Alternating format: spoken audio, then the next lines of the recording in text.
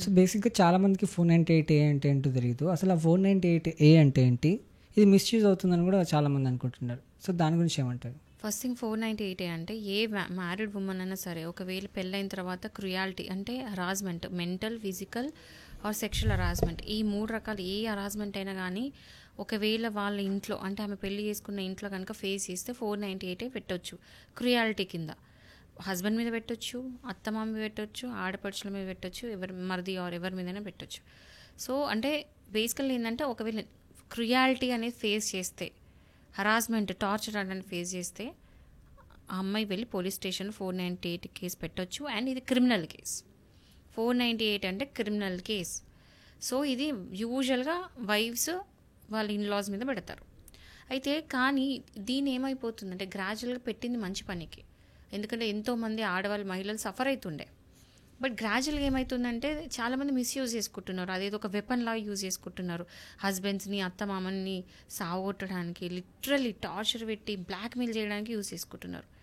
అయితే రీసెంట్గా ఒకటి ఏం కేసు అయిందంటే సుప్రీంకోర్టులో, మీరు నమ్మరు, 26 ఏళ్ళు నడిచింది కేసు, 26 years. 498A కేసు ఒక వైఫ్ హస్బెండ్ మీద వేస్తే 26 years నడిచింది. శిక్ష పడ్డదా? కేసు నడిచింది. ఓకే. కోర్టు చుట్టూ తిరుగుతానే ఉన్నాడు హస్బెండ్. ఆ కేసు ఆయన ప్రూవ్ చేసుకోవడానికి నడుస్తూనే ఉంది. 26 ఏళ్ళ తర్వాత ఆ కేసు కొట్టేయడం జరిగింది. సో అది May 15th రోజు ఈ జడ్జ్మెంట్లో ఆయనకి అక్విటల్ ఇచ్చారు. అంటే ఆయన మీద కేసు ఎత్తేసారు. అప్పుడు సుప్రీంకోర్టు ఏం స్టేట్మెంట్ ఇచ్చిందంటే 498 పెట్టడమే సరిపోదు, దానికి ఖచ్చితంగా కాంక్రీట్ ఎవిడెన్స్ ఉండాలి. కాంక్రీట్ ఎవిడెన్స్ అంటే గట్టి బలమైన సాక్ష్యం అనేది ఉండాలి. ఉంటేనే 498 కేసు పెట్టండి, లేకపోతే వద్దు. పోలీస్ స్టేషన్ లెవెల్లోనే మంచి సాక్ష్యాలు తీసుకుంటేనే కేసు ఫైల్ చేసి కోర్టు దాకా పంపించండి. ఇంత దూరం వచ్చి పాపం అమాయకమైన హస్బెండ్స్ని సఫర్ చేయించకండి, ప్రాపర్ ఎవిడెన్స్ అనేది గ్యాదర్ చేసి పెట్టుకొని కేసు చేయండి అని చెప్పి సుప్రీంకోర్టు ఆర్డర్స్ ఇచ్చింది.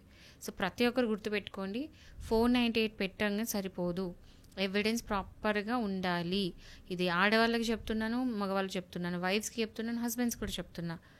వైఫ్స్ ఫాల్స్ అలిగేషన్స్తో ఏదో అన్నట్టుగా మీరు పెట్టి బెదిరించకండి. అండ్ హస్బెండ్స్ 498 పెట్టగానే సరిపోదు, ప్రాపర్గా మీరు కూడా వాళ్ళకి తగ్గట్టు ఎవిడెన్స్ తయారు చేసుకొని కోర్టులో వేయండి ఆ కేసు నుంచి బయట రావడానికి. అండ్ పోలీసులు కూడా ఇప్పటి నుంచి జాగ్రత్త ఉంటారు. 498 ముందులాగా పెట్టగానే టక్కన అరెస్ట్ చేయట్లా, ప్రిలిమినరీగా ఇన్వెస్టిగేషన్ చేస్తున్నారు.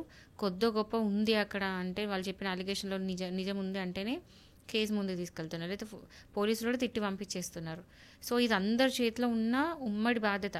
పోలీసుల చేతిలో రెస్పాన్సిబుల్ వైఫ్స్, రెస్పాన్సిబుల్ హస్బెండ్స్, అందరి బాధ్యత ఏంటంటే మిస్యూజ్ చేయకండి 498.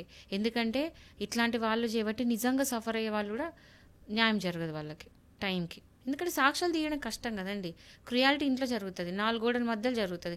4 గోడల మధ్యలో తిట్టింది కొట్టింది ఎవరికి అనిపిస్తుంది? దానికి సాక్ష్యాలు ఎక్కడి నుంచి పట్టుకొస్తారు? నిజంగా క్రియాలిటీ ఫేస్ చేసేటోళ్ళు వాళ్ళందరినీ మీరు అనవసరంగా వీళ్ళు ఈ అంటే కావాలని చేసి క్రిమినల్ వైఫ్స్ వల్ల అమాయకమైన వైఫ్స్ కూడా సఫర్ అవుతున్నారు. సో నిజంగా ఉంటే తప్ప పెట్టకండి అని చెప్పేసి అడ్వకేట్స్ కూడా బాధ్యత. ఇక్కడ ఫేస్ కేసెస్ పెట్టియొద్దు, అడ్వకేట్స్ కూడా పెట్టొద్దు అని చెప్తున్నాను నా తరఫున. అందరికీ నాకు ఒక రిక్వెస్ట్ ఇది. ఓకే.